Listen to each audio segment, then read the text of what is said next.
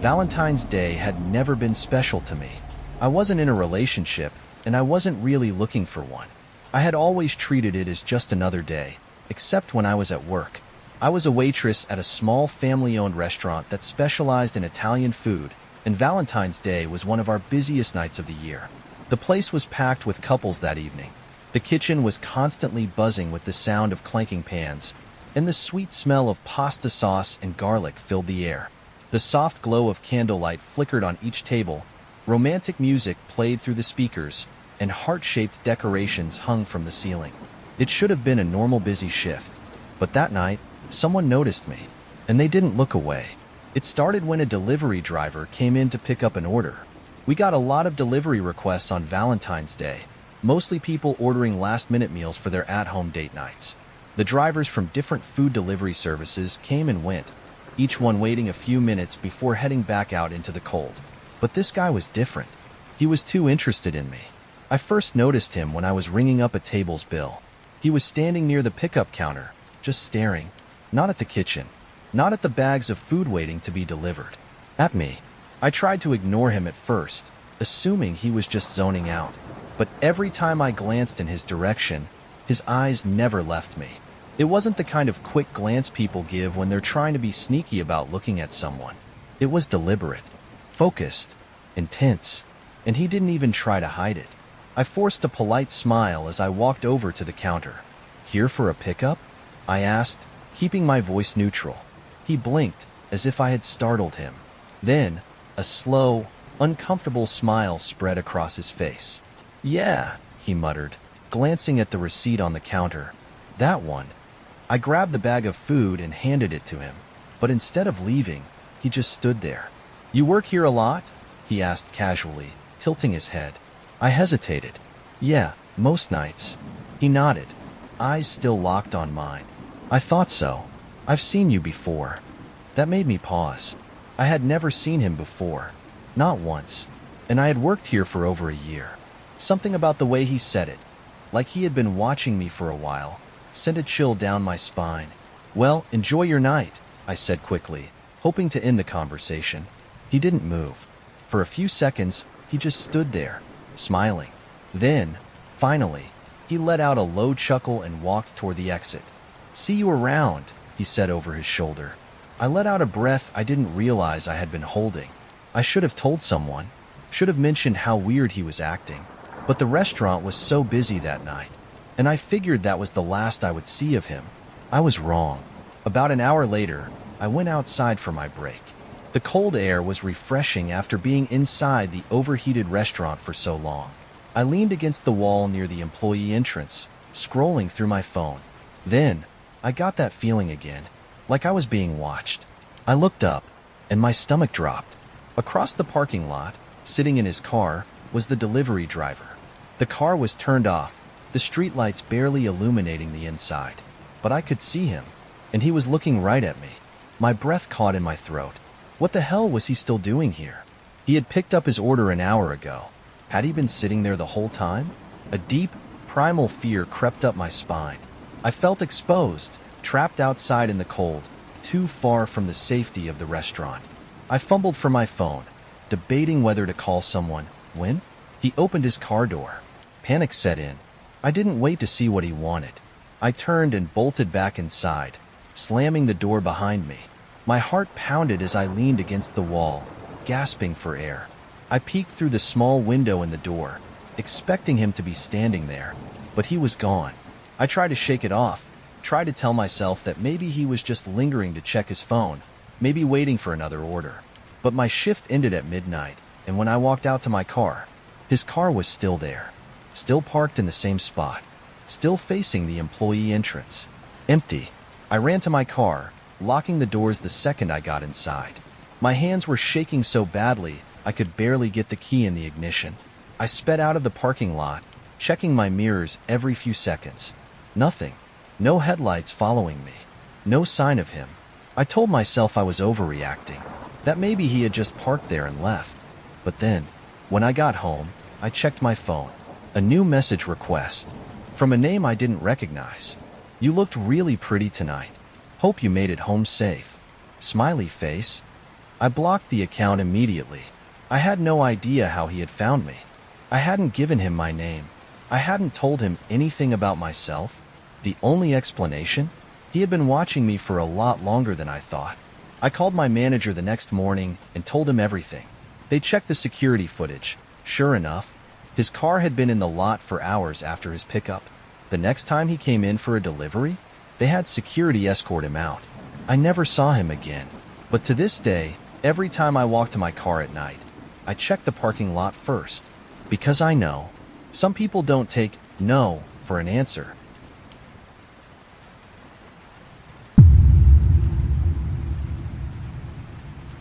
Valentine's Day was always one of the busiest shifts at the cafe where I worked. Couples stopped by for lattes before their fancy dinner reservations. Some sat in cozy booths, whispering sweet nothings over slices of cheesecake. Others, the ones who were single, came in for their caffeine fix, either rolling their eyes at the holiday or joking with friends about their love lives. But as the night wore on, the rush died down. The festive energy faded, and soon, the cafe was mostly empty, leaving only a few lingering customers, the steady hum of the espresso machine, and the soft jazz playing through the speakers. That was when he walked in. And the moment he did, the air felt different.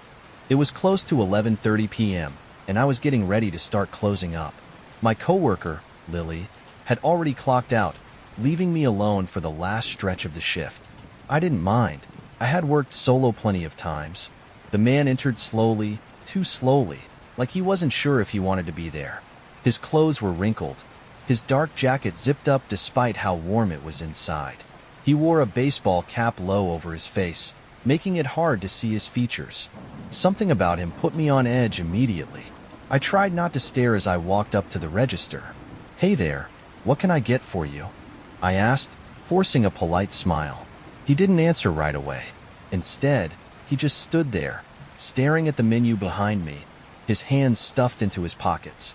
Seconds passed. Too many seconds. Finally, without looking at me, he muttered, "Coffee." His voice was flat, almost robotic. I nodded, tapping the order into the register. "Any cream or sugar?" Silence. Then, finally, he looked at me. His eyes were strange, too wide, like he was trying too hard to keep them open. There was something unsettling about the way he held my gaze, like he was studying me. I swallowed, keeping my expression neutral. "Just black," he finally said. I hurried to make his coffee, feeling his stare burning into my back the entire time. When I handed him the cup, he didn't take it right away. Instead, he tilted his head slightly and asked, "Are you here alone?" A cold chill crawled up my spine. It was a simple question, but something about the way he asked it felt wrong, like he already knew the answer. I forced a laugh. "Oh no, my manager's in the back." Lie. I was completely alone, but I wasn't about to tell him that. He finally took the coffee, but he didn't leave. He didn't go to a table, didn't sit at the counter, just stood there, sipping his drink, still watching me. I busied myself cleaning the espresso machine, doing everything I could to ignore the tension thickening in the air. Minutes passed. He still hadn't moved. The cafe was completely empty now, except for the two of us. I tried to keep calm, but every instinct in my body screamed at me that something wasn't right. Then, finally, he spoke again. "You're really pretty." I froze. His voice was softer now, but it didn't feel like a compliment. It felt like a statement, like he was telling me something I needed to know. I forced another laugh. "Thanks." He smiled, a slow, unsettling stretch of his lips. "I bet a lot of guys tell you that." I glanced at the clock. 11:50 p.m. Almost time to close. I grabbed the rag from the counter and moved toward the tables, trying to create some distance. I could feel his eyes following me. Then, just as I reached the farthest table, I heard footsteps. I turned. He had moved closer. Too close. He was now standing at the counter, but his body was angled toward me, like he was waiting for me to come back. A sick feeling churned in my stomach. I needed him to leave. "We're actually closing soon," I said, keeping my voice casual. His expression didn't change. He just took another slow sip of coffee. Then, "I'll wait." Something about the way he said it. So calm, so casual, made my hands shake. He wasn't in a rush to go anywhere. He wasn't leaving until I did. I swallowed hard. I've still got some cleaning to do. He nodded, still smiling. I can wait, he repeated. My heart was pounding now. I needed to get out of there. I grabbed my phone, pretending to check a message, dialing Lily's number behind the counter. She picked up on the second ring. "Hey," I said, forcing my voice to sound light and casual. "Are you almost back?" I could hear the confusion in her voice. "What? I'm home, why?" "Cool, see you soon." I cut her off quickly and hung up. I hoped he bought it. For the first time, his smile faded. His eyes narrowed. Something had changed. The tension in the air became unbearable. For a long moment, neither of us spoke. Then, without another word, he turned and walked out the door. I didn't move until I saw him disappear into the parking lot. My hands were shaking as I locked the front door.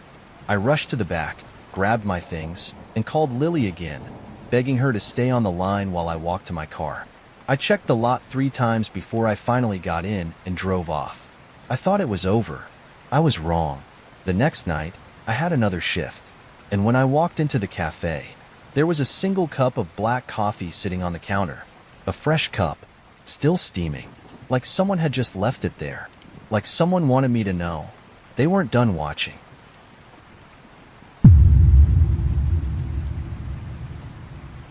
I should have known better. Looking back, there were so many red flags, so many warning signs that I ignored. But when you're in love, you convince yourself that things aren't as bad as they seem. You tell yourself that the jealousy is just because they care too much, that the anger is just them having a bad day. You tell yourself it's normal. Until one day, you realize you're in serious danger. That's what happened to me. And it all started on Valentine's Day. His name was Daniel. When we first met, he was charming, funny, and ridiculously thoughtful. The kind of guy who remembered little details about you. Your favorite snack, the song you played on repeat, how you liked your coffee. He made me feel special, like I was the most important person in the world to him. But over time, things changed. At first, it was small things. Texting me nonstop when I wasn't with him, getting weirdly defensive if I mentioned other guys. Then, it escalated. Showing up unannounced at my job, getting angry when I didn't answer fast enough, demanding to know where I was at all times. By the time I realized how toxic he was, I felt trapped. And when I finally worked up the courage to break up with him, I thought it was over. It wasn't. It had been 2 months since I ended things. At first, he didn't take it well. Constant calls, text messages begging me to take him back. I blocked his number. He started using different ones. He messaged me from fake accounts, left notes on my car, even showed up at my house at night, knocking on my window. Eventually, it stopped. Or at least, I thought it had. Until Valentine's Day. That evening, I was at my best friend Emily's house. She had convinced me to have a single girls' night, complete with wine, junk food, and bad rom-coms. We were laughing, talking about how much better it was to be single, when suddenly, my phone buzzed. A text message from an unknown number. "I miss you. Can we talk?" My stomach twisted. I didn't need to guess who it was. Emily noticed my expression. "Is it him?" I nodded, showing her the screen. Her face darkened. "Block it." I did. I told myself that was it. That he'd finally let it go. I couldn't have been more wrong. Around midnight, I decided to head home. Emily offered to let me stay the night, but I brushed it off. I lived only 10 minutes away. It wasn't a big deal, or so I thought. I got in my car and pulled onto the road. It was raining, the road slick and empty. The streetlights cast long, eerie reflections on the wet pavement. I turned on the radio, trying to shake the uneasy feeling that had settled in my stomach since that text message. And then, I noticed something. Headlights. At first, I didn't think much of it. There weren't many cars out that late, and it wasn't unusual for someone to be driving behind me. But when I made a turn, the car turned too. When I switched lanes, so did they.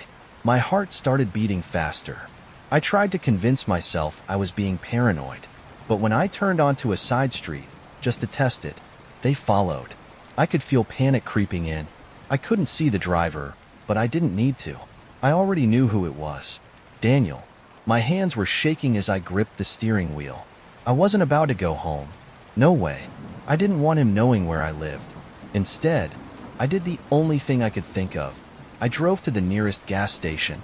The bright lights of the 24-hour convenience store were the only source of comfort as I pulled in, parking right near the entrance.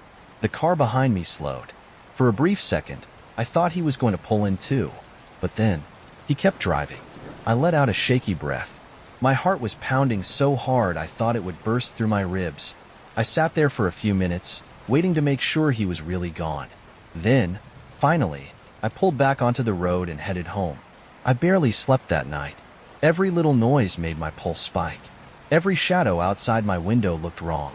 I kept telling myself that he had given up, that he wasn't actually going to do anything. Then, the next morning, I found something on my front porch. A single red rose, wrapped in black ribbon, and a note, scrawled in familiar handwriting. "I'll always find you." I stood there, my blood running cold. My hands trembled as I picked up the note. I looked around, half expecting him to be watching me from the trees. But there was nothing, just the quiet morning air, the distant sound of cars passing by, and the heavy, suffocating realization that he wasn't done with me yet. That was the final straw. I went inside, locked every door, and called the police. I gave them everything, the texts, the calls, the fact that he had followed me last night. They took it seriously. For once, that same day, I got a restraining order. And after that, Daniel disappeared.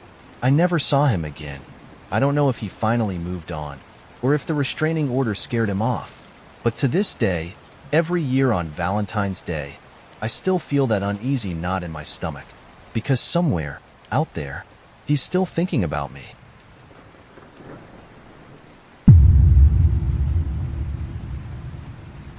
I used to love Valentine's Day. Not in the romantic way, necessarily, but in the small joys kind of way.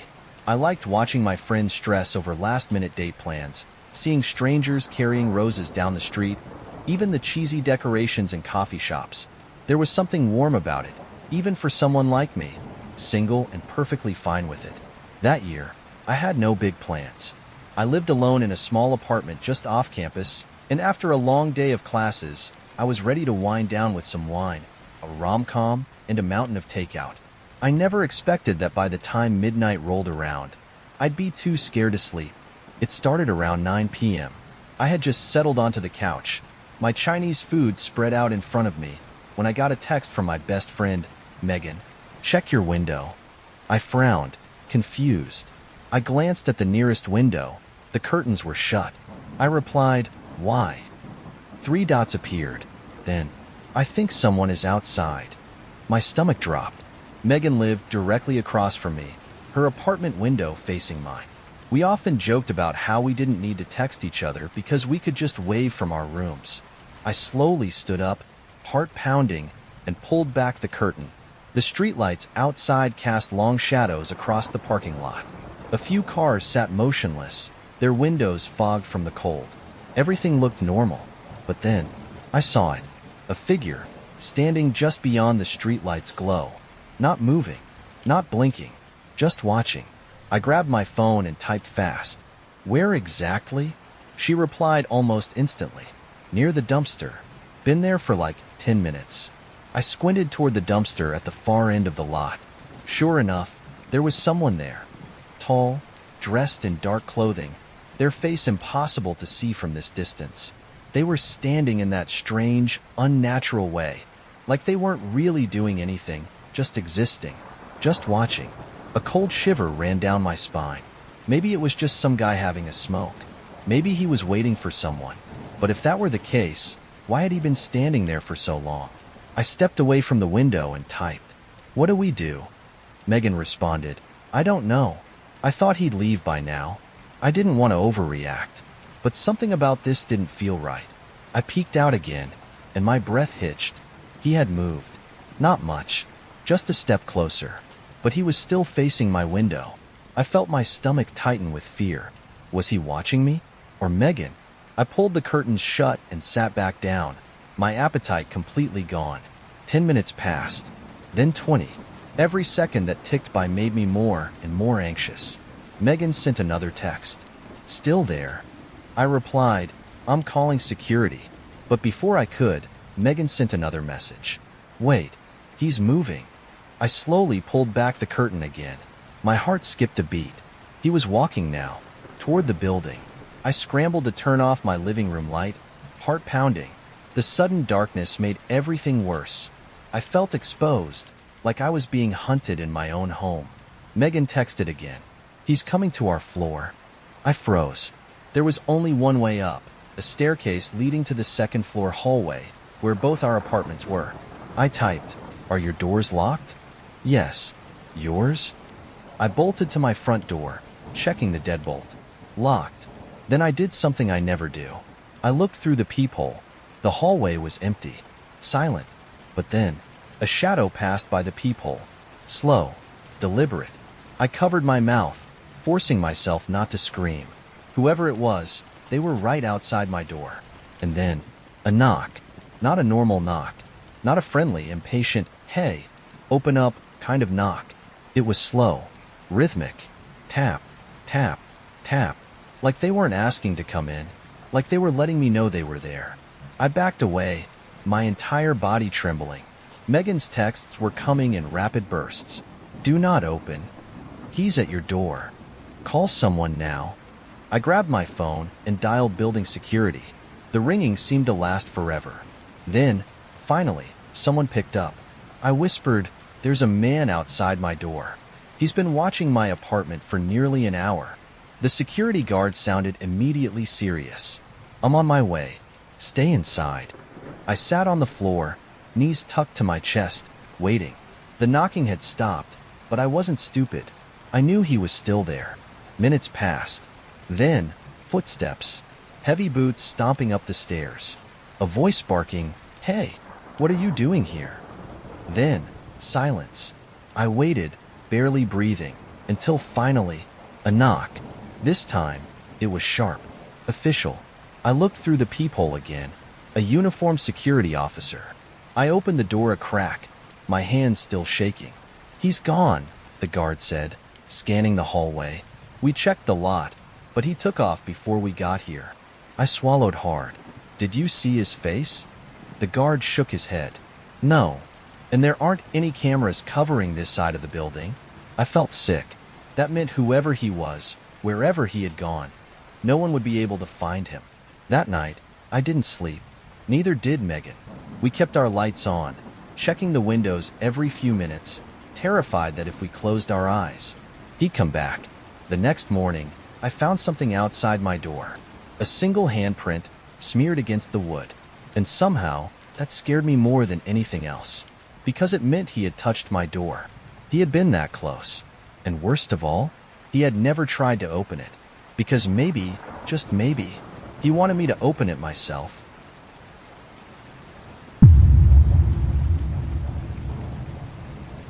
Valentine's Day had never been a big deal to me.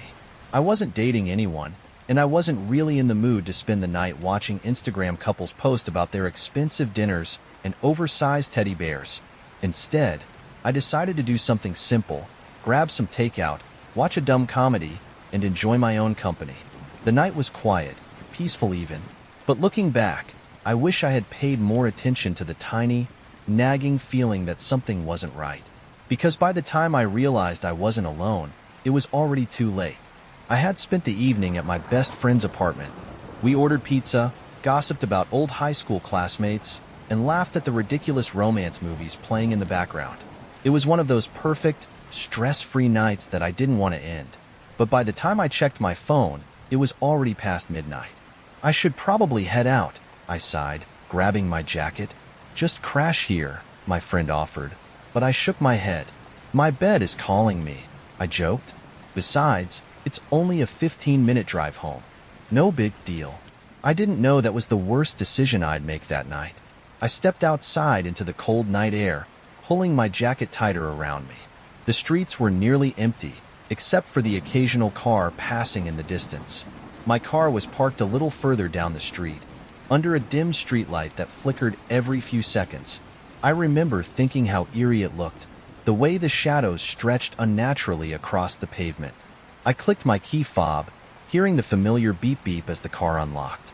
The interior light flickered on, casting a warm glow inside. Without thinking, I opened the driver's side door and got in. And that's when it happened. The first feeling. That gut-wrenching sense that something was off. I sat in the driver's seat, gripping the wheel, trying to pinpoint what was wrong. The air inside the car felt thick, like it hadn't been touched for hours. But that didn't make sense. I had only been gone a few hours, and I knew for a fact I had locked the doors. I took a slow breath and adjusted my rearview mirror out of habit. And then, I froze. In the dim glow of the interior light, I saw it. A shape, a figure, hunched low in the back seat. At first, my brain refused to process it. It felt like one of those moments in horror movies where your eyes play tricks on you. But no, this wasn't my imagination. There was a person hiding in my car, and they were completely still. Panic slammed into me like a freight train. My chest tightened. My breath came out in short, shallow gasps. I knew I had seconds to react. If I hesitated, if I froze up, this person could grab me, do whatever they wanted. Before I could think twice, I threw open the car door and bolted. I ran. I didn't look back, didn't stop to breathe, didn't try to figure out if they were chasing me. I sprinted across the parking lot to the only safe place nearby, a 24-hour convenience store just a block away. The glass doors slid open as I burst inside, gasping for air. The cashier, a guy in his early 20s, jumped at the sight of me. "Whoa, are you okay?" I turned, expecting to see my car door open, expecting to see someone running after me. But the lot was empty. The car was still running, its headlights cutting through the darkness. And whoever had been inside was gone. I grabbed my phone with shaking hands and called the police. My words came out in frantic, jumbled sentences, but they understood enough. Within minutes, a patrol car pulled into the parking lot. 2 officers got out, scanning the area with sharp, serious eyes. One of them turned to me. "You said there was someone in your back seat?" I nodded furiously. "I saw them. I don't know how they got in, but they were just sitting there, hiding." The officers exchanged a glance before walking over to my car. Flashlights in hand, I stood by the store entrance, my entire body trembling as I watched them open the doors, check the seats, the trunk, everything. Nothing. Whoever it was, they were gone. One of the officers approached me, his face unreadable. "We didn't find anyone," he said. "Are you sure?" "Yes," I interrupted. "I know what I saw." The second officer frowned. "Your doors were locked when you got in?" I hesitated. I thought so." A heavy silence stretched between us. Then, the first officer's expression darkened. "There were scuff marks on your floor mats," he said slowly. I felt a shiver creep up my spine. "What does that mean?" He glanced back at my car. "It means someone was in your back seat." I didn't sleep that night. Even after the police escorted me home, even after I triple-checked every lock in my house, I couldn't shake the feeling that I was still being watched. I tried to tell myself it was over, that whoever had been in my car had run off, that I was safe. But the next morning, when I stepped onto my front porch, I saw it. A single red envelope, placed carefully in the center of my doorstep, with my name written on it. My full name. I didn't want to open it. I wanted to burn it, throw it away, pretend it didn't exist. But my hands moved on their own, tearing the paper, revealing a small, handwritten note inside. "Happy Valentine's Day. I liked riding with you. See you soon." I dropped the letter, my stomach twisting into knots. I spun around, scanning the street, half expecting to see someone standing there, waiting. But no, there was nothing. Just the cold morning air, and the terrifying realization that someone, somewhere, still knew exactly where I was.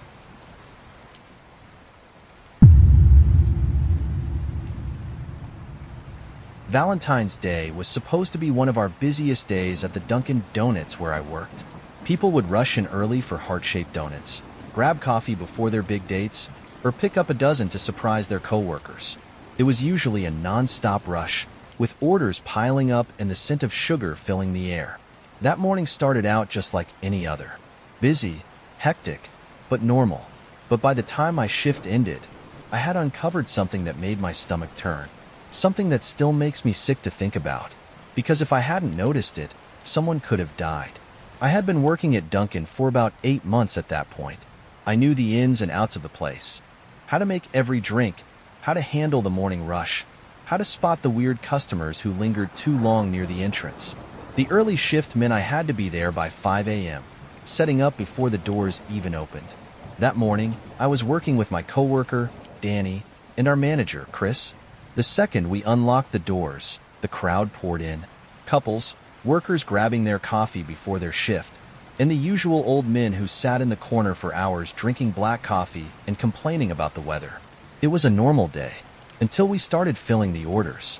I was working the donut station, carefully boxing up orders as they came in. Danny was handling drinks, while Chris oversaw the register. We had a special Valentine's Day promotion that morning, a limited batch of chocolate donuts filled with strawberry cream. People were obsessed with them, ordering them by the dozen. I grabbed a fresh batch from the tray and started boxing them up. That's when I saw it. Something small and metallic sticking out of the icing. I frowned and reached for it, and when I pulled it out, I felt my stomach drop. It was a staple. I stared at it, my mind racing. Maybe it was a one-time mistake. Maybe it had fallen in accidentally. I turned over the donut, inspecting it, and that's when I saw another one, half buried in the dough. I grabbed another donut from the batch. Same thing. More staples. Sharp. Hidden. Waiting for someone to take a bite. A cold chill ran down my spine. Someone could choke on these. Someone could get seriously hurt. I quickly called Chris over. Look at this. His eyes widened as I showed him the staples hidden inside the donuts. He immediately pulled the entire batch and threw them in the trash. This is bad, he muttered. How the hell did staples even get in there? I asked. His face was pale. I don't know. Chris ran to the back, checking the storage area where the donuts were kept before we put them out. Danny and I stood by the counter, still in shock.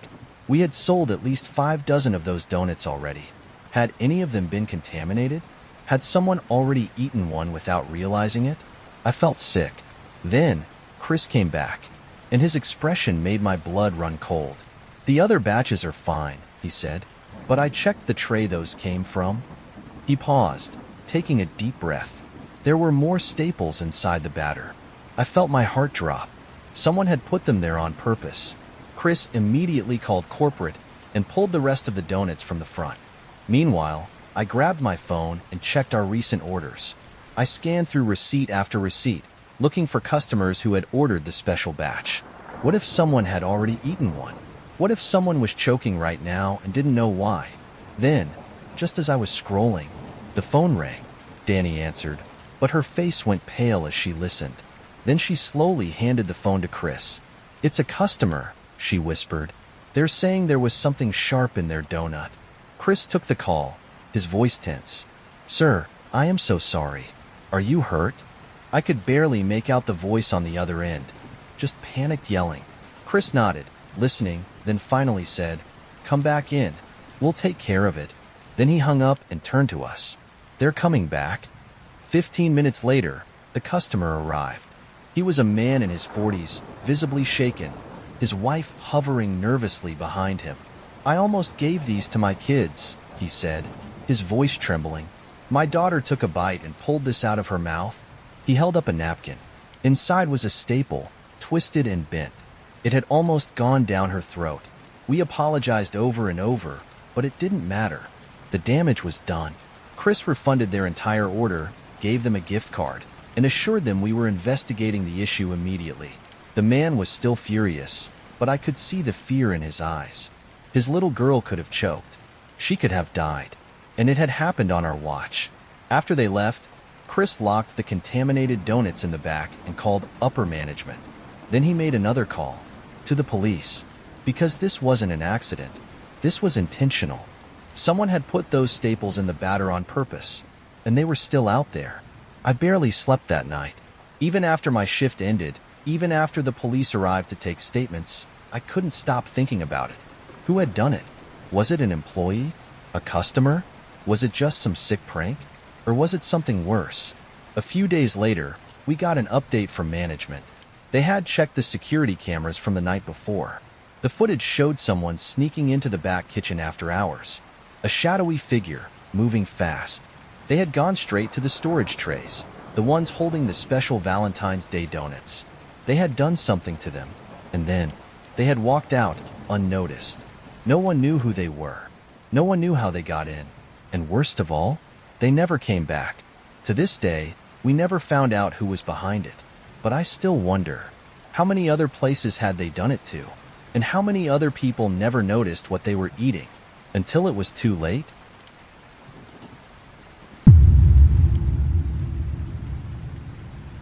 It started with a single text message. At first, I thought it was just a wrong number. It was late, around 10 p.m. on Valentine's Day, and I had just gotten home from dinner with some friends. I was tired, full of pasta and cheap wine, and already halfway through taking off my makeup when my phone buzzed. Unknown number. Happy Valentine's Day. Smiling face with smiling eyes. I frowned at the screen. I didn't recognize the number. No name, no context, just a short message and a smiley face that somehow felt off. I should have ignored it. I should have blocked the number right then and there. But instead, I made the biggest mistake possible. I texted back, "Me, who is this?" I waited. A few seconds later, unknown number. Come on, don't tell me you forgot already. We just met. A weird, uncomfortable feeling crawled up my spine. I hadn't met anyone. Not tonight. Not recently. This had to be a prank. I rolled my eyes and tossed my phone onto my bed, deciding it wasn't worth my energy. But my phone buzzed again. Unknown number. You looked really pretty today. Red suits you. My blood ran cold, because I had been wearing a red dress that night. I stood frozen in my bedroom, heart hammering. There was no way this was a coincidence. Someone had seen me. My mind immediately started racing through possibilities. Had someone from the restaurant gotten my number? A stranger at the bar? I hadn't given my number to anyone, and yet, someone knew exactly what I had been wearing. I swallowed hard and texted back, "Me, who are you?" I stared at the screen, waiting. Then, unknown number. I already told you. We met tonight. You just don't remember yet. A sharp chill ran through me. I had been with my friends the entire night. There was no mystery person I had met. Whoever this was, they were lying. And that meant one thing. They were watching me. I immediately blocked the number and tossed my phone onto the bed, trying to shake the feeling of unease creeping up my spine. But the paranoia had already set in. I walked to my bedroom window and pulled the curtains shut. I double-checked the lock on my front door. I even grabbed the baseball bat I kept under my bed, just in case. After a few deep breaths, I told myself it was fine. It was over. But then, a few minutes later, my phone rang. The same unknown number. My stomach twisted as I watched the screen light up, vibrating against the blankets. I didn't answer. I just stared at it, waiting for the call to end. Then, as soon as it stopped, a new message popped up. Unknown number, don't ignore me. A wave of dread crashed over me. I felt sick. And then, another message. Unknown number, I'm outside. My breath caught in my throat. No. I grabbed my phone and, with shaky hands, typed back, "Me, you're lying." I didn't want to believe it. I couldn't believe it. But then, another message. Unknown number, check your window. Smiley face. A deep, primal fear rooted me to the spot. I didn't want to look, but I had to. I had to know.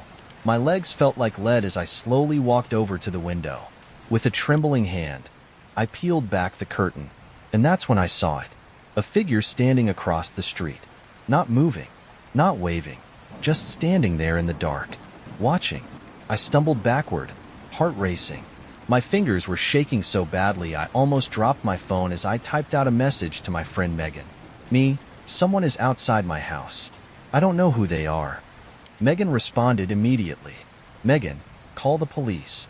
Right now." I didn't hesitate. I dialed 911, my pulse pounding in my ears. As soon as the operator picked up, I blurted out everything. "There's someone outside my house. They've been texting me from an unknown number. They said they're watching me." I turned back to the window, and my stomach dropped. The figure was gone. "Stay inside," the operator told me firmly. "We're sending an officer now." I nodded, even though no one could see me, and backed away from the window. I double-checked the locks, triple-checked them. Every minute felt like an hour as I waited for the police. And the whole time, my phone stayed silent. No more calls. No more texts. Like whoever it was knew the police were coming. When the officer arrived, he did a full sweep of the property. Nothing. No footprints. No sign that anyone had been there at all. But I knew what I had seen. I knew I hadn't imagined it. And then, the officer checked my call history, and his expression darkened. He turned to me, voice serious. "You said they called you twice?" I nodded. "Yeah, but I blocked the number after the first texts." He handed my phone back, frowning. "The number doesn't exist." I stared at him, confused. "What?" "There's no record of the call," he said. "No record of the text either. It's like the number was never there." A chill crawled up my spine. That wasn't possible. I had seen the messages. I had answered the call.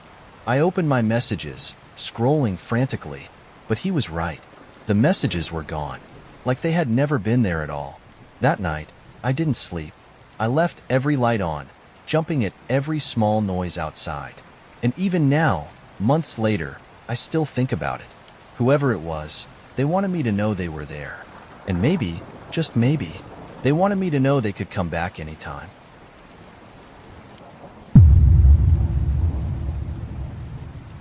When I first started dating Ethan, I thought I had finally met someone different.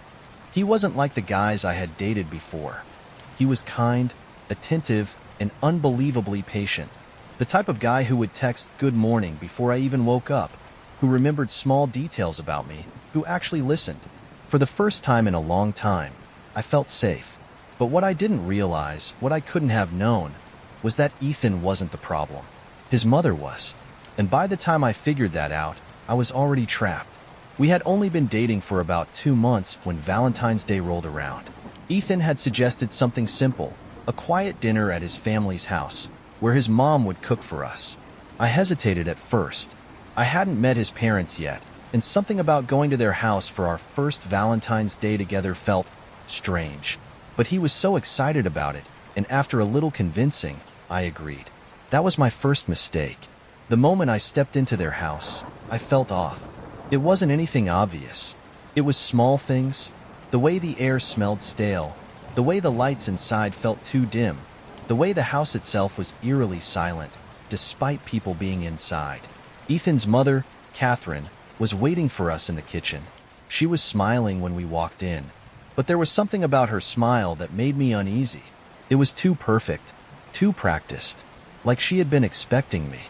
"You must be Lily," she said, reaching out to touch my arm. Her grip was too tight for just a friendly gesture. "Ethan's told me so much about you." I forced a polite smile. "All good things, I hope." She let out a soft chuckle. "Oh, of course. He's quite taken with you." Her eyes scanned me from head to toe, as if she were inspecting me. I had this sudden, irrational urge to step back. Dinner was uncomfortable. Catherine kept watching me, her gaze never straying for too long. She asked a lot of questions, but not normal ones. Not things like, "Where do you work? What are your hobbies?" Instead, she asked things like, "Small Blue Diamond, do you consider yourself a traditional woman? Small Blue Diamond, do you believe a woman's role is to take care of her family? Small Blue Diamond, would you be willing to move in with us someday?" I laughed at first, thinking she was joking. She wasn't. Halfway through dinner, I excused myself to the bathroom. As I washed my hands, I stared at my reflection in the mirror, trying to shake off the growing sense of unease in my chest. I was overthinking it. She's just protective of her son. It's not that weird. But then, I opened the bathroom door and nearly screamed, because Catherine was standing there, waiting for me. "Oh," I gasped, stepping back. But she didn't move. She just stood there, blocking the hallway, smiling that too perfect smile. Then, she spoke. "I just wanted to check in on you," she said softly. "Make sure you're comfortable." Her tone was gentle, but something about it sent a chill down my spine. I forced a polite nod. "Yeah, I'm fine." She tilted her head. "You know, Ethan has never brought a girl home before." I swallowed hard. "Oh, that's surprising." Her smile widened. "I don't think you understand," she murmured. He's never brought a girl home because I've never allowed it. I stared at her. I wasn't sure if I had heard her correctly. She continued, her voice still soft, almost motherly. But with you, I see something different. She reached out, tucking a strand of my hair behind my ear. A cold, intrusive gesture that made my skin crawl. I see potential. I let out a nervous laugh, stepping back. Well, that's nice to hear. She didn't blink. Then, suddenly, her expression darkened. Her lips pressed into a thin line. Her eyes narrowed. Then she said, in a tone so quiet I almost didn't hear it, "But I need to know if you're worthy of him." I felt cold all over. Something was very, very wrong. I took another step back, bumping into the wall behind me. I think we should get back to dinner," I said quickly, trying to keep my voice light. Her smile returned in an instant. "Of course," she said sweetly. Then, as I turned to walk away, she grabbed my wrist. Hard. I gasped, trying to pull away, but her grip was like iron. She leaned in, her lips close to my ear. "You belong to this family now, Lily." Her breath was warm against my skin, sending a violent shudder down my spine. "You'll learn to love it here." I ripped my hand away, stumbling backward. I didn't care about being polite anymore. I marched straight back to the dining room, my heart slamming against my ribs. Ethan looked up at me, smiling. "Hey, everything okay?" I forced a fake smile. I think I'm not feeling well." Catherine walked in behind me, her expression unreadable. She didn't say a word, just watched. Ethan offered to drive me home, but I insisted on leaving alone. I could feel Catherine's eyes on me the entire time. As I walked out of that house, the air felt thick, suffocating, like I was walking away from something that wanted to swallow me whole. And when I reached my car, I looked back one last time. She was standing in the window, still watching, still smiling, as if she knew something I didn't, as if she believed I'd be coming back, whether I wanted to or not.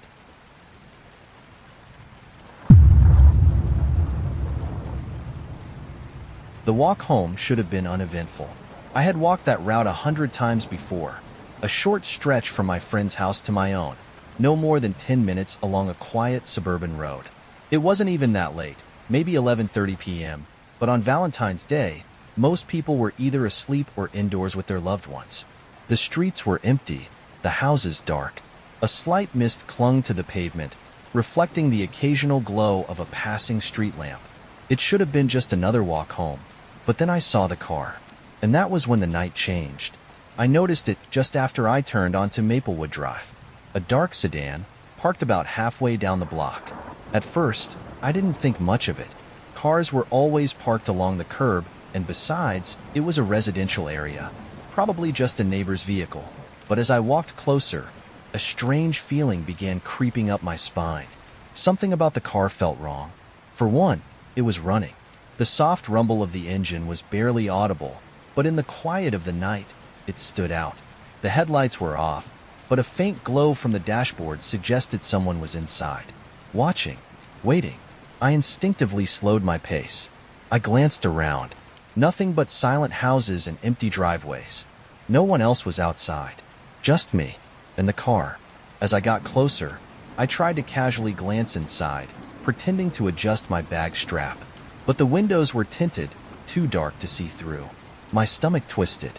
I knew it was irrational, but something inside me was screaming to move faster. So I did.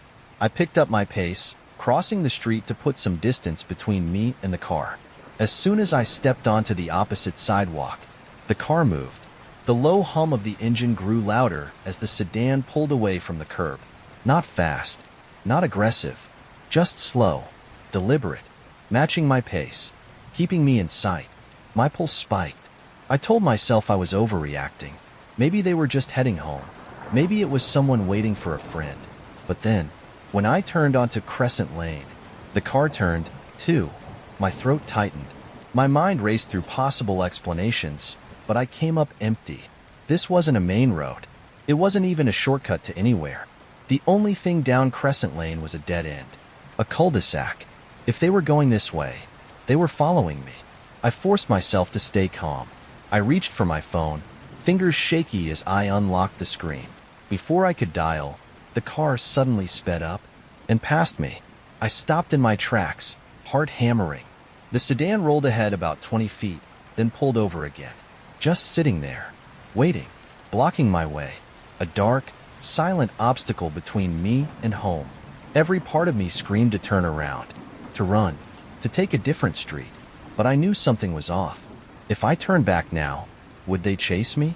I forced myself to keep walking, pretending I wasn't scared, pretending I wasn't watching the car out of the corner of my eye. As I got closer, my ears strained for any sound.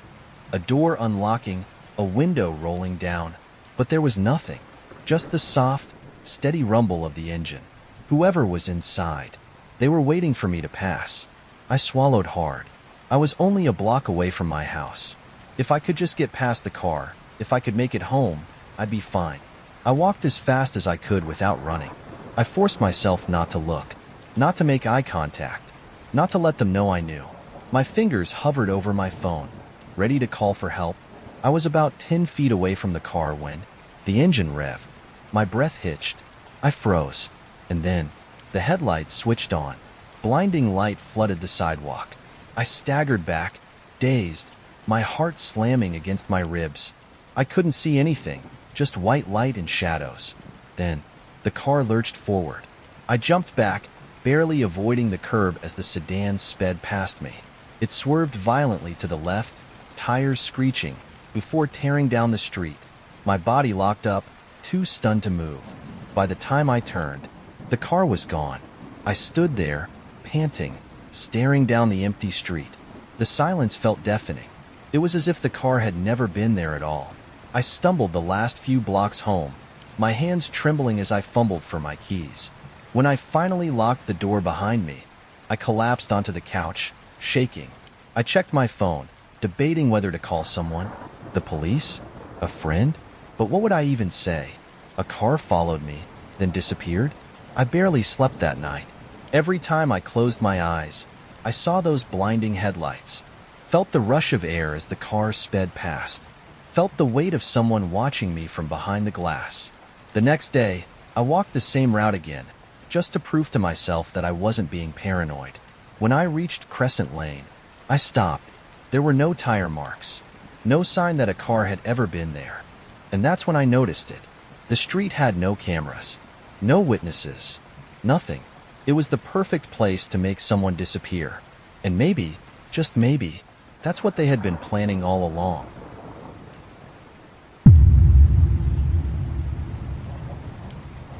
I never thought a late-night Taco Bell run could turn into the most terrifying experience of my life.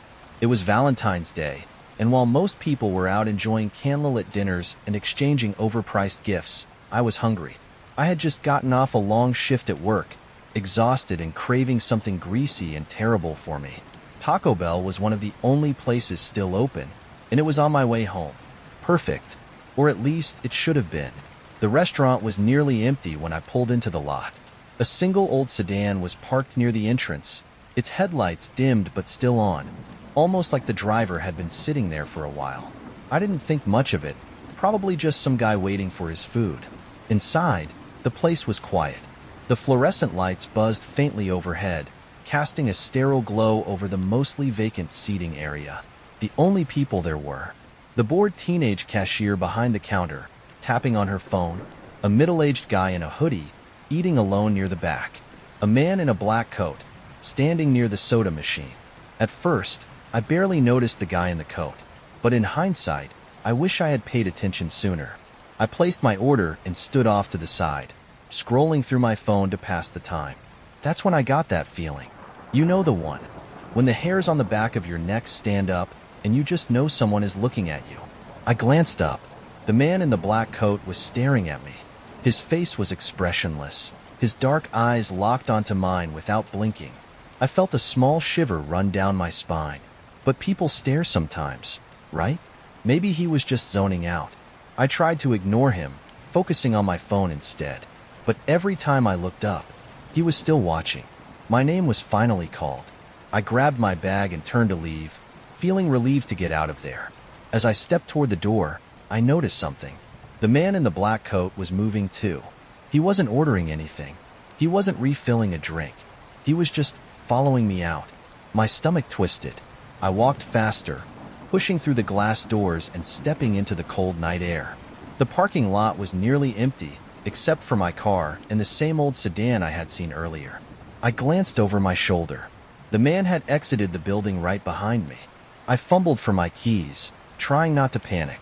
I reached my car and yanked the door open, jumping inside and locking it instantly. Through the windshield, I saw him, standing completely still in the parking lot, not walking to a car, not leaving, just standing there, watching me. I jammed my keys into the ignition, my heart pounding. As soon as the engine roared to life, the man moved, not toward me, but toward the old sedan. A wave of relief hit me. Maybe I had just been overreacting. Maybe he was just waiting for someone, or killing time.